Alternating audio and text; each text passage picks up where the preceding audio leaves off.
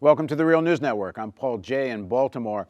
According to a report by Jonathan Landay in McClatchy newspapers, not only is the 6,300 pages of Senate report being sat on and not released, that is the report into alleged perhaps criminal activities by the CIA in their torture program, but there's another 9,000 pages that the White House has been sitting on for 5 years that relates to this. The Senate Intelligence Committee apparently wants those pages, and so far the White House has not handed them over. Now joining us to discuss all of this is Jonathan Landay, who joins us from the McClatchy offices in Washington. Jonathan is the National Security and Intelligence Reporter for McClatchy, D.C. Thanks for joining us. My pleasure. So tell us this, what is the story of the 9,000 pages, and put this into context for us. Well, what we learned was that, you have the White House, which has been putting out public statements about how they've been supporting the committee and they want the committee's report to be declassified and as much of it released as possible, but at the same time not saying, disclosing the fact that they've been sitting on more than 9,000 pages of documents that the committee has been asking for since 2009, more than about 5 years. And what those documents are, we're not sure. I'm pretty sure the committee knows. And the fact is that the asked about what these documents are all about and why the White House is holding on to them. The White House has replied that they involve matters of executive branch confidentiality. Now, this is a legal doctrine that people I've talked to have never heard of before. And the reality being, though, that essentially, you have this thing called executive privilege, but the fact is that President Obama has not used a claim of executive privilege to deny material to the Congress, except for once in his entire administration. And it doesn't look like this dispute between the White House and the Intelligence Committee has gotten to the point where the committee has pushed the White House hard enough to get these documents, i.e. the committee hasn't gone public about it or threatened to issue a subpoena to the White House to get these documents. And it would be at that stage that the White House would then, or President Obama, that would then have to make a decision as to whether or not he claimed executive privilege over these documents. Because this other category of executive, I'm sorry, what was the phrase? It's executive branch. They kept these documents to, quote, preserve executive branch confidentiality. So that means we're just keeping them secret. We're not giving them to you, but we're actually not exercising the legal option we have of executive privilege. Well, my understanding is that at least historically, presidents have not exercised the claim of executive privilege until the dispute with Congress gets to the point where Congress actually threatens or actually does issue a subpoena for whatever it is they're looking for from the executive branch. So how do you know these 9,000 pages exist? I can't tell you, but the fact is that we found out about them, and the White House basically confirmed to us, confirmed the story the night that we published. And we had to put out a second version of the story saying, with the White House statement in it, saying that they, in fact, have retained that was the word they used, a tiny percentage of the overall documents that the Senate committee was given access to.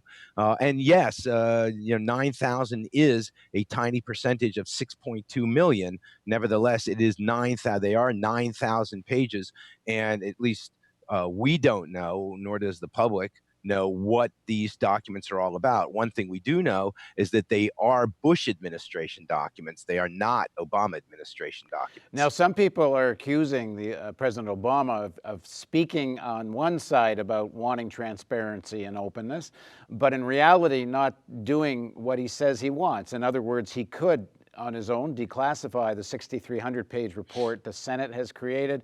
And some people are suggesting that would be real support for civilian oversight of the CIA, because clearly John Brennan, head of the CIA, does not want those pages to go public. Dianne Feinstein's accused him of actually trying to intimidate their committee to prevent them from pursuing this. I mean, what do you make of this charge? President Obama is saying one thing, but ain't doing what he could. Well, I mean, this seems to be a bit of a trend with President Obama, going back to his declaration that he was going to close Guantanamo within a year. That didn't happen. There have been numerous instances in this administration where the president has said one thing and the administration and he ends up doing something else. But to be fair to the president, he has also talked about, in particular when it comes to national security, the need to balance national security considerations with the privacy and the public's right to know. And at this point, that may be what we're seeing here. But also to be fair to the president, there was a statement from the administration 2 days ago from the president, which indicated that he is indeed going to take over the job of declassification, or what they call classification review of the committee's report, away from the CIA, bring it to the White House, which is what several senators on the Senate committee have been asking for, and that they are going to do this classification review. That leaves the question, how much of the report are we actually going to see? You have a 6,300 page report, highly classified, about highly classified documents and a highly classified program. And then there's a 300 page executive summary, which is a lot of pages for an executive summary. I suspect that that's what we're going to get to see after it's been run through the classification mill, and to ensure that there's stuff in there that's not disclosed, that in the judgment of the administration shouldn't be disclosed. I suspect that's what we're going to see. Right. I think there's going to be other parts of the report that we might see, but I doubt that we're going to see the 6,300 pages, and I doubt very much that we're going to see, because the committee has said, members of the committee have said, there's something like more than 30,000 footnotes in this document, in this study. And the fact is that in previous documents, investigative reports out of Congress, the footnotes, can be some of the more interesting reading in these documents than the actual text itself. Right. We've been covering this story on the Real News, and some of the people we've been talking to have been suggesting that John Brennan could be implicated himself in some kind of illegal activities, as well as others that were active in the CIA during the Bush year period of torture, but that President Obama has his own concerns. Number one, if that's true, he still appointed Brennan head of the CIA, knowing that Brennan was implicated. And two, the fact that he never allowed any real pursuit of charging not just members of the CIA, frankly, but never attempting to charge Bush, Cheney, or anyone at the more senior levels that were likely involved in issuing orders that led to this kind of torture. And then also the issue that is Obama simply afraid to allow this thing to pursue in terms of the legal side, because he would wind up at war with his own intelligence community. What do you make of all that? I mean, it could be all of that. It could be none of that.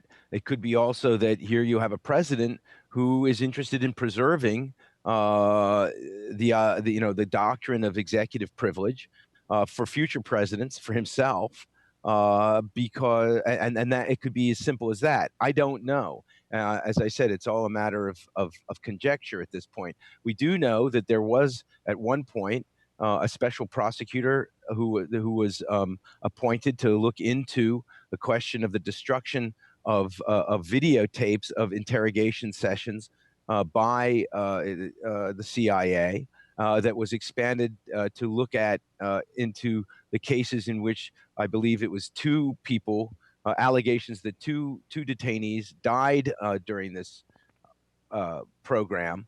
Those never went forward.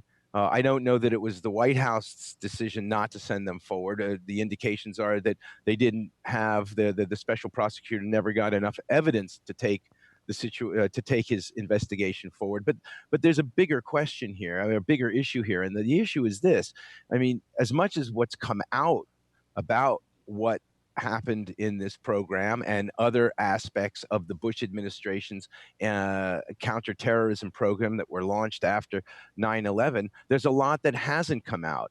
And the fact is that there's we would hope a tradition here in the United States of going back and examining these kinds of this kind of conduct by our government, because until such an airing takes place, you have, conspiracy theories and conjecture and anger and political problems, and the fact that you need to be able to have in place, by airing this kind of thing, uh, legislation, executive orders, regulations that prevent it from ever happening again. Right. And you can't do any of that. You can't resolve any of that unless you really do have a clear airing of everything that went on, and not just the CIA program, but you had, Abu Ghraib, you had what was going on in Guantanamo.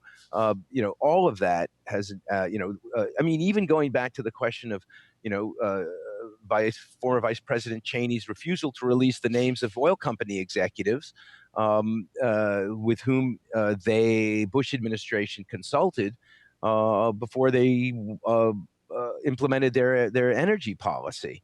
And so, there are huge questions, historical questions here, I believe, that really need to be examined, despite the fact that we've heard and we've learned much about these programs. And again, without belaboring the point, there's also the question of, presidential authority to order the killing of Americans by drones.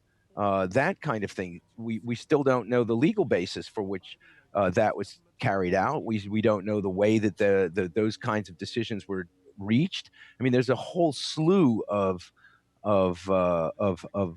things that have happened in the name of counterterrorism and keeping this country safe that perhaps need to be aired. There's just one more thing I'd like to mention. At the top of the interview, you credited me with breaking this story, but I have to say that much of the groundbreaking work that allowed us to do this story, myself and my colleague Marissa Taylor, was done by a 22-year-old a contract freelancer who's still in college. She's a senior in college at Temple University. Her name is Allie Watkins. She did amazing, groundbreaking shoe leather work, journalistic work, to help us break much of what we've broken, and she really deserves a huge amount of credit. And it just goes to show what she did, the pavement pounding and the hall waiting that she did up on the Hill, really just goes to show that basic journalism still gets you where you need to go. All right. Thanks very much for joining us, Jonathan. Sure. And thank you. My pleasure. And thank you for joining us on the Real News Network.